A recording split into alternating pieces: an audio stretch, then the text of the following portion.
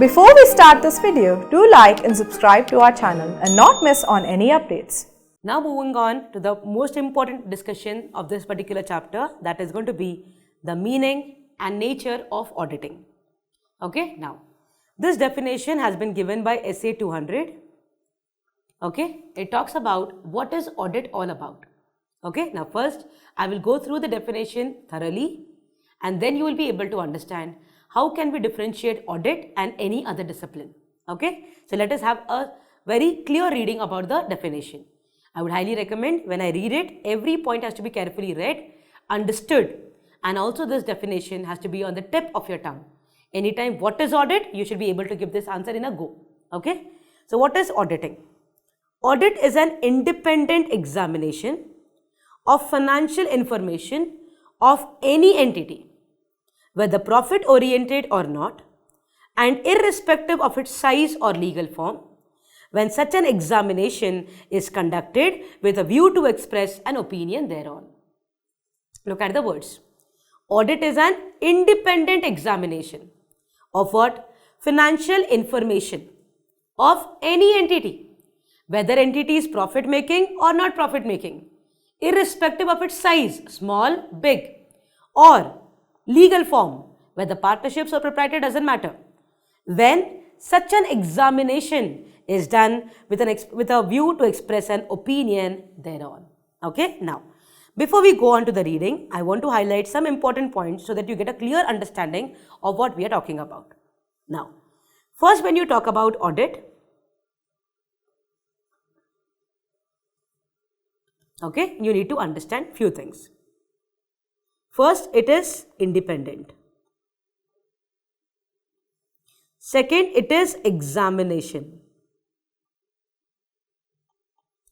Third, financial information.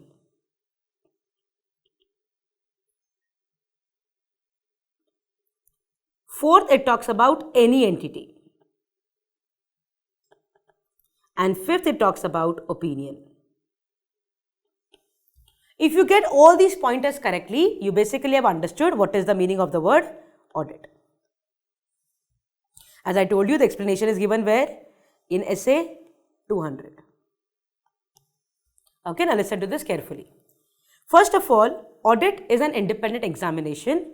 Meaning is, what is the concept of audit? That there is going to be the management who will prepare financial statements, which is going to be balance sheet, P&L account, cash flow statement, notes to accounts. Okay, these together we call it to be what? Financial statements. These financial statements will be given to the auditor and the auditor will then verify them. Correct? Once they verify, then they will prepare a report and this report will be given back to the owners. Owner will see whom it has to be given. Depending upon the situation, it will change. Okay, now keeping this framework in mind, understand what audit is. First of all, it is independent. That means this person, auditor, who is going to perform the audit, he has to compulsorily be an independent person. Why independent person? Because if you remember the discussion that we had in the beginning, I told you that there are going to be so many stakeholders who are going to rely on the audited financial statements for the purpose of decision making. So suppose if there is an investor, a prospective investor, who is intending to invest in a company, obviously he wants to look into the financial statements which is audited by an independent person who absolutely has no interest, no kind of personal benefit associated with that particular company. When a bank wants to give a loan to a sole proprietor, he wants audited financial statements of the sole proprietor which is not audited by the person related to him. Understanding? So because of this person who is going to conduct the audit has to be what? Independent. What is independent? I'll give an example for you to understand. Suppose there is a sole proprietary concern. So there is a particular person who is running a grocery store, the Kirana shop we call it. There is running a grocery store as a sole proprietor individual. This person who is running a grocery store requires a loan. So he requires what? A loan for the purpose of expansion, or maybe he's doing some kind of renovation, something like that. So for the purpose of his business, he requires some kind of loan to be taken from a bank. So this person goes to the bank and he gives the financial statements. Now obviously the bank is not going to rely on these financial statements given by him. The banker will say, look, get this audited, and once you bring the audited financial statements, only then we'll take a decision whether to sanction loan to you or not. So this person now comes home and he thinks, I have to get this to be audited. And he knows very well his own brother is the chartered accountant who's in practice. So now tell me, can he go to his own brother and tell his brother that, look, I want to get my financial statements audited for the purpose of loan. Please do the audit and give a report. Now you step into the shoes of the own brother and you tell, when you are going to do the audit of your brother, are you going to be very clear to identify the doubts, or your motive will be any which way my brother should get the loan? So you are going to do the audit in a way, basically you not do audit only in this matter, you have some kind of interest involved here. So because of that you will review some papers and you will prepare the audit report and give it to him and telling true and fair view. Now if I take this particular audit report and go to the bank, and the banker sees that this audit has been conducted by the brother, is the banker going to rely on it? The answer is no. Why? Is brother going to do the audit independently? Is the brother really going to perform his duty objectively? That means he is going to look at the evidences and give report, or he is going to give report of true and fair because he is your brother. The answer here is he will be biased, he will be partial, he will have some kind of interest. So obviously even if the audit is conducted, is it not going to be waste? It is. No stakeholder is going to trust on this financial statement which is audited by the person who has interest in your business. Nobody will have a reliability. So the very concept of audit is waste. So because of this, understand the first thing is that the person who conducts the audit has to be what? Independent. So audit is what? Independent examination. Similarly, a company, when the audit of company is happening, if the investor of the company, if the shareholder of the company itself is doing the audit, which shareholder will give a bad report so that tomorrow in the market there is a bad news, the share price will fall down and this person will have an individual loss for himself because of the report that he has given? Do you think any person will be that kind of, diligence will be using for the purpose of losing his own money? No. So in this case, when a person has invested shares in the shares of a company, how can he be eligible to become the auditor of that company? He will never be independent, he will have his own interest. He will have his own self-interest threat involved here. So because of that, the very meaning of the word is audit is, first of all, independent. When you do audit, it should be done by a person who is completely different from the organization. He should be completely a different person altogether. The person who has no any kind of interest. When you study about the concept of ethics, which is going to be as a part of your chapter 11, you will come across something called as threat to independence. That means if there is an interest of a person in a business, that means he has an interest. And if interest is there, how can he do the audit? And if he does the audit, we call it to be self-interest threat is present. So that audit which is done, is it reliable? The answer is no. Got it? So because of that, the first thing that is highlighted by the definition is that it should be independent. Then, second, we talk about the word examination. Now understand, many a times when you talk about the word audit, there are multiple things that come in your mind. People call it to be verified. People call it to be checking. People call it to be scrutiny. We also call it to be vouching. Okay? So many names are given to it. But you never use the word investigation for the purpose of audit. Understand, these words are acceptable for audit. Audit is examination of the financial statement. It is not investigating the financial statement. Understand the logic behind it, the mindset or the framework of the auditor. When the audit is conducted, when we the chartered accountants as the auditors do the audit of financial statements, we don't go with an understanding that there is going to be a fraud. We are going to catch a fraud. No. Our duty is to go examine the financial statement, check with the underlying books of accounts, vouchers, invoices, etc. and just give a conclusion that these financial statements are giving a true and fair view or not. We are not going with an intention to identify fraud. We are not going with an understanding, oh, I have to go and catch fraud. I have to go and check errors. No. The understanding of me as an auditor is that, no, I am going to examine the financial statements. So the very intention for which I am going is to examine, to check, to verify, to scrutinize. I am not going with an attitude of investigation. Who does investigation? CBI. When CBI comes into picture, when there is some doubt, you know fraud has happened, you know there is a murder, you know there is a theft. Now to catch the person, now to identify the culprit, who is appointed? CBI. So here the very mindset is we are going to catch the fraud, going to catch the culprit, correct? So here the mindset is to find out. Here, no, we are not finding out anything. We are only examining that the financial statements, the books of accounts, financial statement, vouchers, invoices, financial statements, documents, financial statements, Schedule 3 requirements, all this sinking in properly or not. If yes, we are giving a report of true and fair view.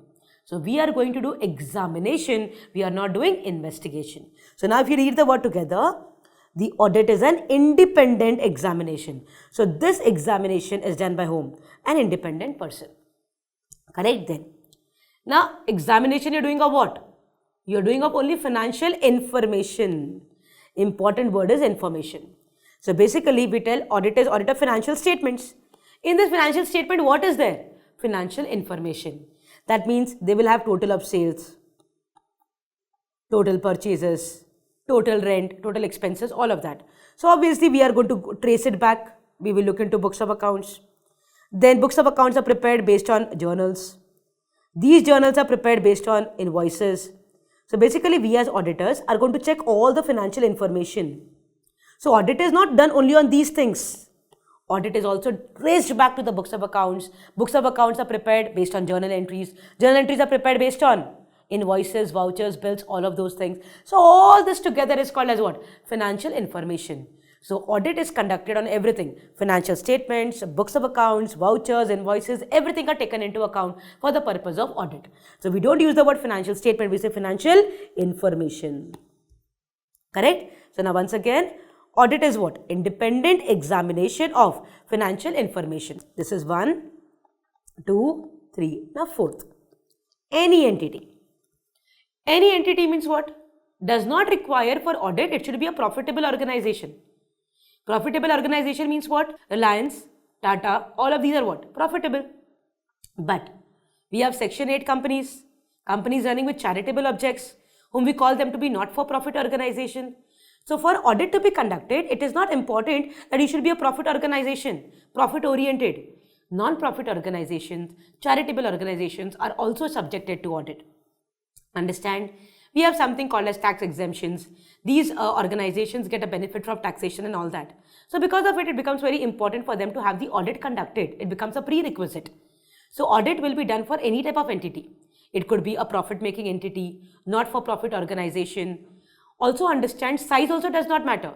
A small sole proprietorship business to that of Reliance Industries. Size, look at the difference. Even then, both could be subjected to audit. Status also does not matter, the legal structure. That means it could be a partnership firm, it could be a sole proprietor, it could be LLP, it could be Section 8 companies, it could be a regular company. It could be any. So here, depending upon legal status, depending upon size, nothing else will be mattering. Audit will be done. Audit is what? An independent examination of financial information of any entity. So any entity could be subjected to audit. Some are voluntarily subjected, some are statutorily subjected. Like for example, when you talk about company, in company it is by law whether you have a turnover which is negligible, whether you have a negative profit, that maybe you have a loss, or maybe you are just a beginner, or it is just the first year of your business, does not matter. If you are a company registered under Companies Act 2013, audit is mandatory. For LLP, they have given you some structure of turnover and contribution. If you comply with that, audit is mandatory. Sole proprietorship, partnership, these particular acts do not have any kind of mandatory requirement. So it is the choice of the partnership, choice of the sole proprietor, whether they want audit to be conducted or not. So it depends upon the organization, depending upon the entity, they will decide whether audit has to be done or not. So audit can be done for any entity. It could be depending upon the size, structure, whatever it is. And only till here it is not enough. Understand there is internal audit also. There are so many other audits also. Here this audit what we are talking about in SA 200, here is the audit that we are talking about expressing an opinion on the financial statement. Now when the auditor is going to check the financial statements, all the financial information. Then he's going to gather evidences, look at the evidences, bring all of them together and decide whether financial statements are prepared appropriately or not. So when he says financial statements are prepared appropriately, he says we are giving a true and fair view of the financial statement. If not, the auditor says things are not good. He will give a modified opinion. So basically at the end of the day, the reason for which the audit is performed is to give an opinion on the financial statements. So this audit report, which is prepared by the auditor, which is given to the members of the company, to the stakeholders for the purpose of which they are asking you to get audited, there will be an inclusion of an opinion. And this opinion becomes the responsibility of the auditor. So audit report could be good, report could be bad. These are the different types of opinions. At the right point of time when we talk about the opinions, I'll be teaching you the different types of opinions. Clear? So as of now, what have we understood? Audit is independent examination. Of what? Don't say financial statement, financial information. Because when the financial statements are prepared, they are prepared based on books of accounts. Books of accounts are based on preparing of all the journal entries. These journal entries come from sales invoices. All of this together is financial information. That means all of this on which we are going to do the audit. It could be of any entity, and why we do the audit? For the purpose of giving opinion. Is the concept simple? Now with this, let us go back to our definition. Now things will make very clear sense to you. Okay. So you have meaning and nature of auditing. Audit is an independent examination of what? Financial information of any entity, whether profit oriented or not, irrespective of its size, sole proprietor to Reliance, legal form, partnership, sole proprietor, LLP, company, whatever it could be. When such an examination is conducted with a view to express opinion thereon. So when you conduct examination with an only intention that I have to give opinion on the financial statement, that is called as audit. So when you break this particular definition, what is independent examination? Implies the judgment of a person is not subordinate to the wishes or the directions of another person who might have engaged him. That means when I gave the example of a brother, okay, when one brother is going to do the audit of another brother, this other brother who is the chartered accountant, the auditor, obviously is influenced by the relationship, is influenced by the pressure created from his brother, is influenced by the kind of bonding that they have. So here the decision that he is going to give is going to be biased. It is going to be subordinate under somebody's wishes. This should not happen. When you give a decision because of some influence over you, that means you have not been objective in your decision. You have been what? You have been influential. So because of that, that will never be considered to be independent. So you should be doing from a person who is completely independent of the organization. And it is examination, not investigation. Financial information, financial statements and accounts of the entity. So basically we include everything.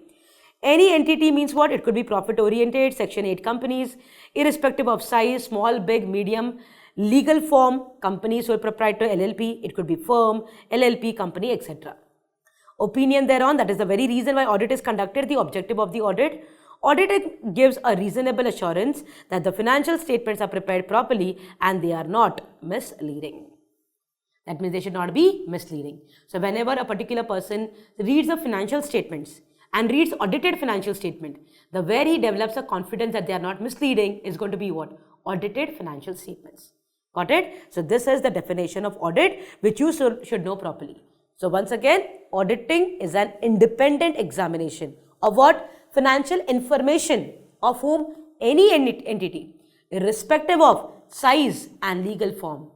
And when such examination is done with a view to express an opinion thereon. This is what is audit.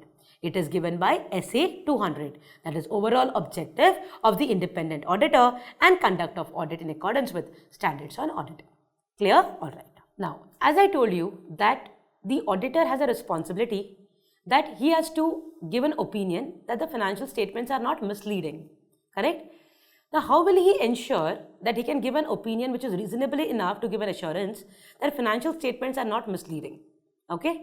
Now, for this, you need to understand a concept. Okay. Now, let us take the example. We'll keep an example very common so that you all can connect very easily. We'll talk about a company itself.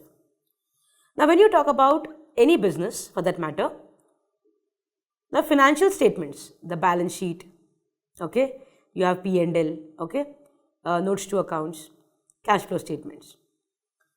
These are the financial statements. So the auditor will be given the financial statements to verify. Okay. Now, these financial statements only checking them, will the auditor will be able to conclude that they are not misleading? The answer is no.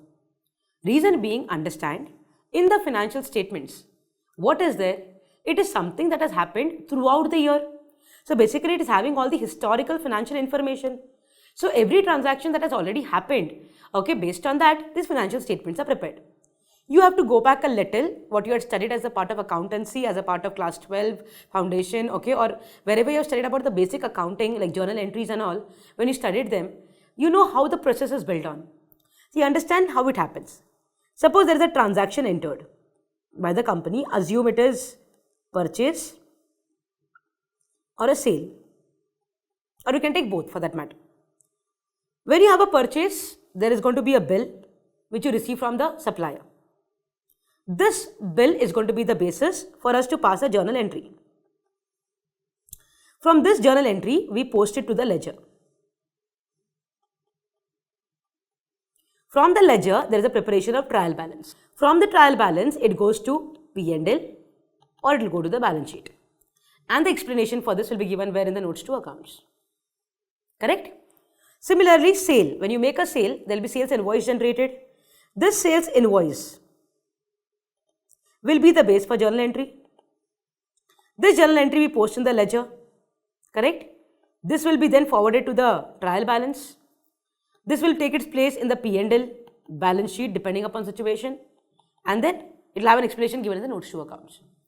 So now we are telling that we are doing the audit of financial statements.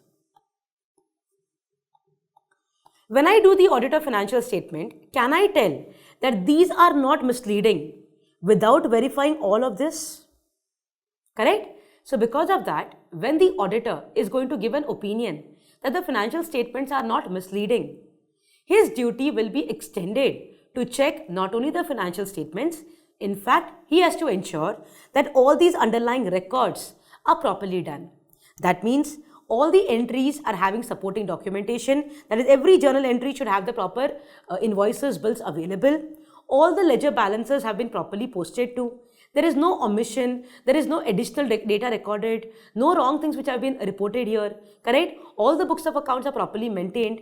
All the particular transactions have been transferred to the trial balance. There is no omission, there is no overstatement of anything. Then when this P&L balance sheet are prepared, because it's a company, all Schedule 3 requirements have to be fulfilled. That means all the disclosures, presentations, everything has to be as per the Schedule 3 requirement. If I'm able to give an understanding of all of it, then only I can tell financial statements are not misled, correct? So when the auditor is going to give an opinion that the financial statements are not misleading, then in that case, he has the duty to ensure that all the underlying records are also properly maintained. For every accounting entry, there is supporting evidences. There is no omission of any data. There is no duplication of any data.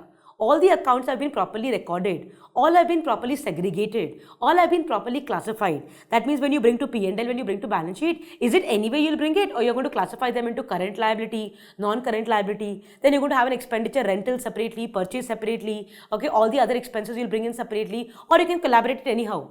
There is going to be a way in which you properly present it, classify it, divide it, all of that. So if everything is done correctly, only then we will be able to give a reasonable assurance that financial statements are not misled. Now, keeping this backdrop in mind, understand, when I give opinion on this, I am going to check all of this. When I check all of this, only then I'll be able to give an opinion on this, that these are not misleading. With this backdrop, now let's read the content. It will make absolute sense to you. The person conducting this task, that is the auditor. This task is nothing but audit. The person conducting the audit should take care to ensure that the financial statements would not mislead anybody. This can be done honestly by satisfying himself that. That means when I tell balance sheet, P&L, notes to accounts, cash flow statements are not misled, my focus is not only on this, my focus will be on all these points. The accounts have been drawn up with reference to entries in the books of accounts. That means only if there is proper journal entry available, then only the record should be available in the books of accounts. That means the accounts have been drawn up with reference to entries in the books of accounts. The entries in the books of accounts are adequately supported by supporting and sufficient appropriate evidences. So there has to be invoice, okay, orders, documents, all these should be available to ensure that the transaction actually happened.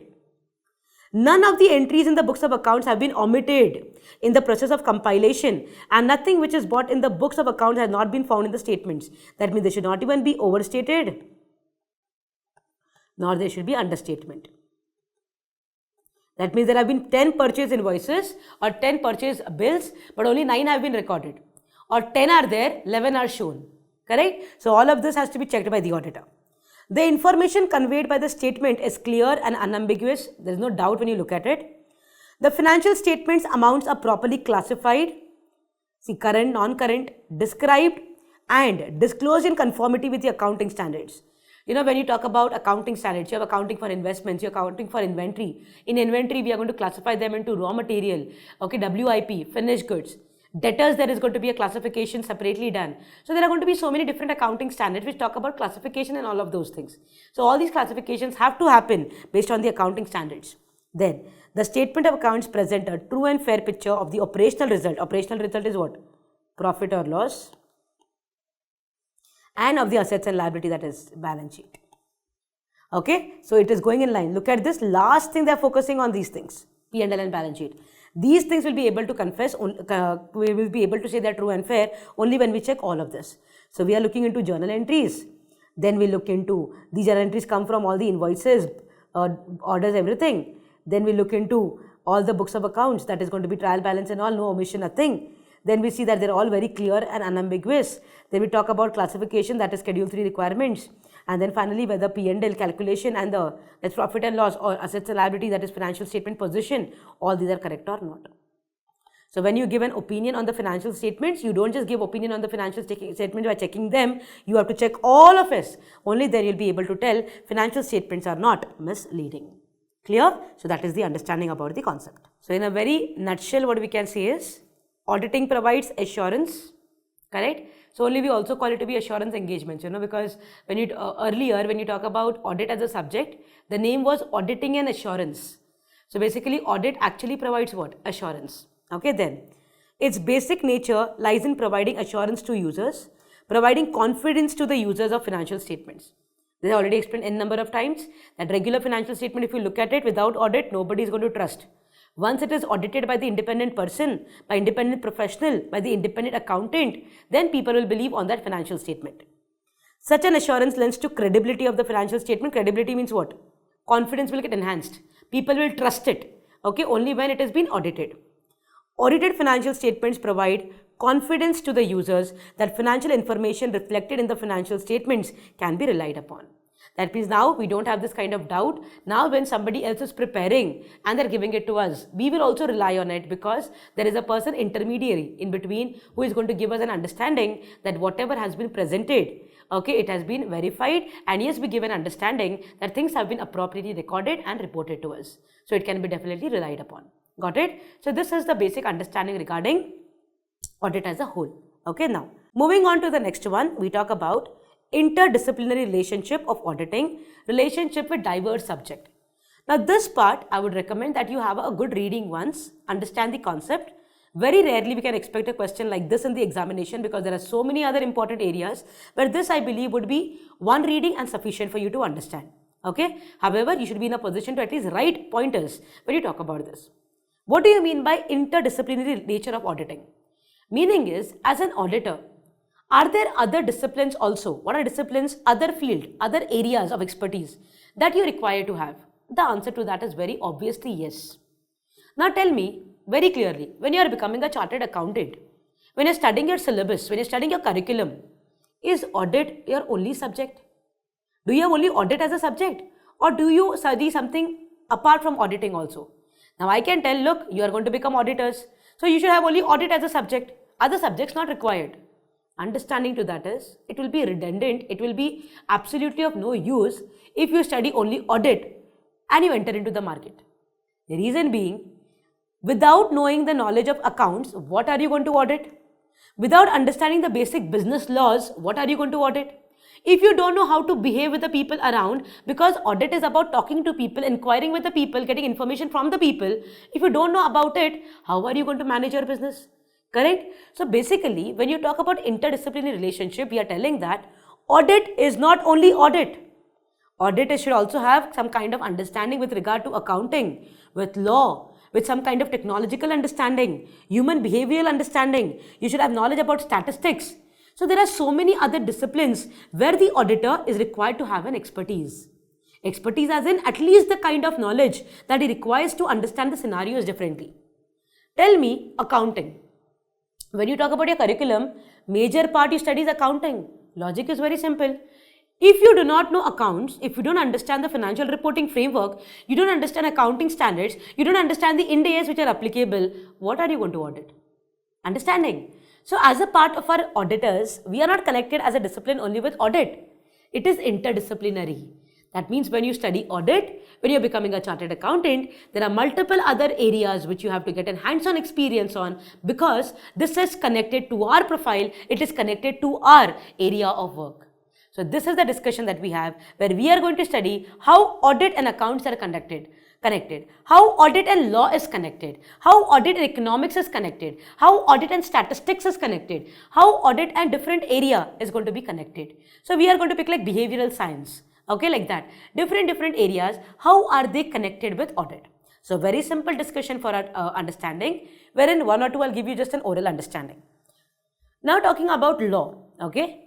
You study as a part of your curriculum business laws, you're talking about something regarding company law, you try to understand about the Partnership Act, you try to understand about the basic contracts, you try to understand about the goods, that is sale of goods and all of that. You're talking about negotiable instruments, okay, then there are going to be commercial laws like Bonus Act, Gratuity Act, there's so many other laws which we are studying as a part.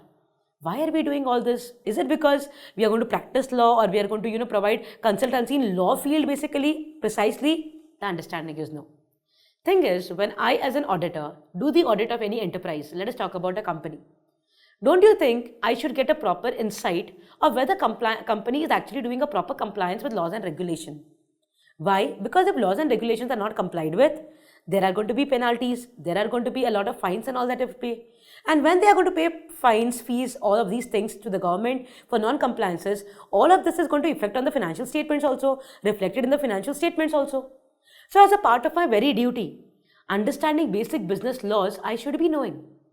When I want to study the structure of a business, see, whenever I want to understand about any organization, when I suppose I'm going to do the audit of a manufacturing sector, without understanding the manufacturing business, will I be able to do the audit? The understanding is no.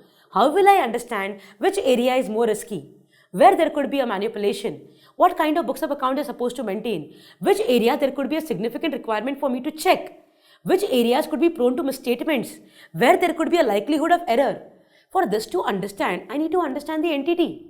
For that, I need to understand the business. For business, I need to understand some basic law governing it. So law also I have to study. Now, when I do the audit, I need to do audit keeping into mind some kind of statistical tools. In every business, when you talk about companies like Reliance, Tata and all of these, they have lakhs of transactions. Are you going to check all? Trust me, even if your entire audit firm is going to do the audit of this one particular entity, even if you put all the engagement partners, you bring all the audit staff, you bring all the article assistants, even then you will not be able to complete the audit. Even if you do the concept of continuous audit, throughout the year you're doing the audit, you will not be able to check each and every transaction. If you bring 2-3 audit firms together also, you will not be able to check each and every transaction. Because in a day, you are going to have transactions which are going to be n number. How will you be able to check everything? So because of that, the auditor is required to do some kind of statistical techniques. He will be using sampling as a tool, wherein you need to understand haphazardly you cannot pick any random sample. You cannot pick up any sample and start doing the audit. Audit is a responsibility. You are going to audit, you are going to give report where people are going to rely and take decisions. And you are belonging to a profession where if one auditor does not perform his duty correctly, you will bring a bad name to your profession. So you have an ethical duty over you. So because of that, it is the importance that you should understand statistical tools also. So you will be understanding how to pick up a proper sample. You'll be able to perform statistical tools like, simple random sample, statistical random sampling. You'll do systematic sampling. Random number theories will be used by you. So there are going to be so many statistical tools that you will be studying. So audit will have a relevance with statistics also. Correct? Now, today when you look at the world around you, you'll see everything is technology. Every single business is using computer. Digital environment is everywhere. So because of that, if a chartered accountant is not well equipped with technological knowledge, when you don't understand how to use a software, when you don't understand how a software is operating, how bills are generated in the software, your entire knowledge will become waste.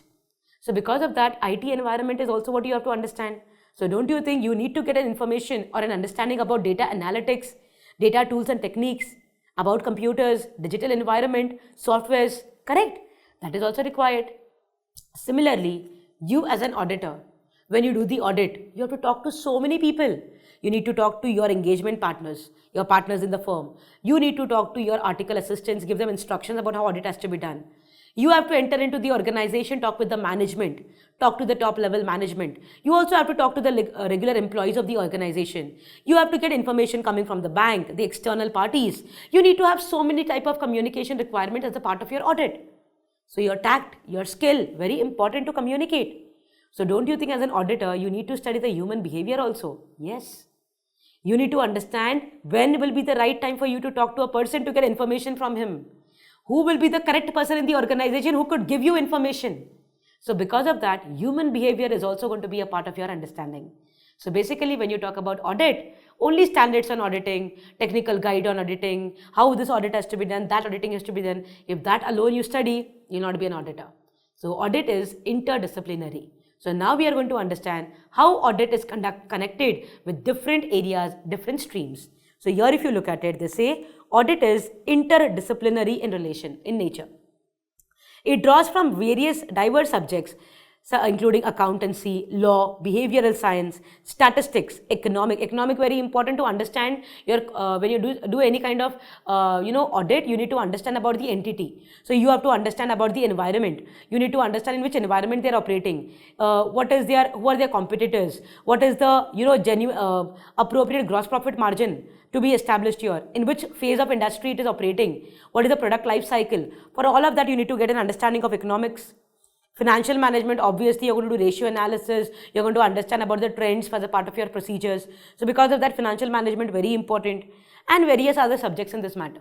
So like that we are going to pick up law, economics, behavioral science, statistics, mathematics, data processing, financial management, accounting, production because obviously you should understand the cost per unit, see whether there is no wastage, how raw material is utilized, input output ratio, reasonable check we are going to do to understand if there is any kind of variation, all of those things. So basically we are having a connect with all of it. So let us have a quick understanding about it. One reading would be sufficient, you'll be able to write in the examination. Auditing and accounting first. Auditing reviews the financial statements which are nothing but the result of overall accounting process. What is audit? Checking financial statements.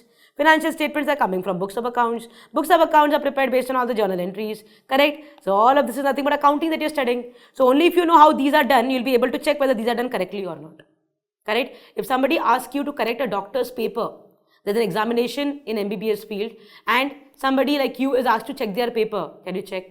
No. Why? You don't know what it is. If you don't know the start and end of it, what are you going to verify? So here we as the auditors can verify financial statement because we understand accounts. Somebody's accounting paper is given to you to check. Can you check it? Yes.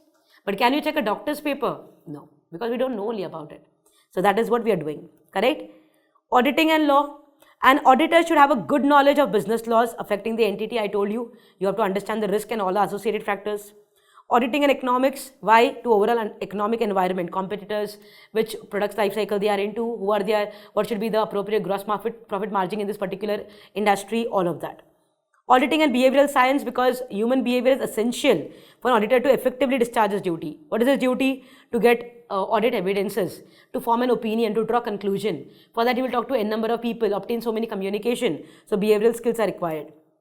Statistics, because audit is nothing but sampling, and to understand how sampling has to be done to draw conclusion, he needs to understand proper samples. Auditing and data processing, EDP, electronic data processing is nothing but digital audit today we are calling it as. So auditor will do the audit in automated environment. So obviously you should have a good understanding about EDP. So that is the reason in your curriculum today we have the subjects like information technology, we are studying like EIS. Also, as a part of your extra curriculum, institute has brought in the advanced ITT programs and all of that, so that you understand the data processing correctly. Okay, then auditing and financial management, ratio, data analysis, trend analysis, obviously is a part of audit required to understand fluctuations and all that. Working capital also be required to know, fund flow, ratio, capital budgeting, all of that. Auditing and production. Good auditor is one who understands the client and his business function, such as production, cost system, marketing. This is nothing but understanding the environment in full. And understand, if you don't do it, how will you understand whether things are correct or not? So if you have an in-depth understanding of everything, then you have done the audit effectively and efficiently. And that is the way in which you study about interdisciplinary nature of auditing, relationship with diverse subjects. Clear? So audit is not just audit. Audit is multiple subjects taken in together. So today you'll be able to justify your curriculum because you need to get an exposure to every single area that you're going to get exposed to as a part of audit. Clear? All right.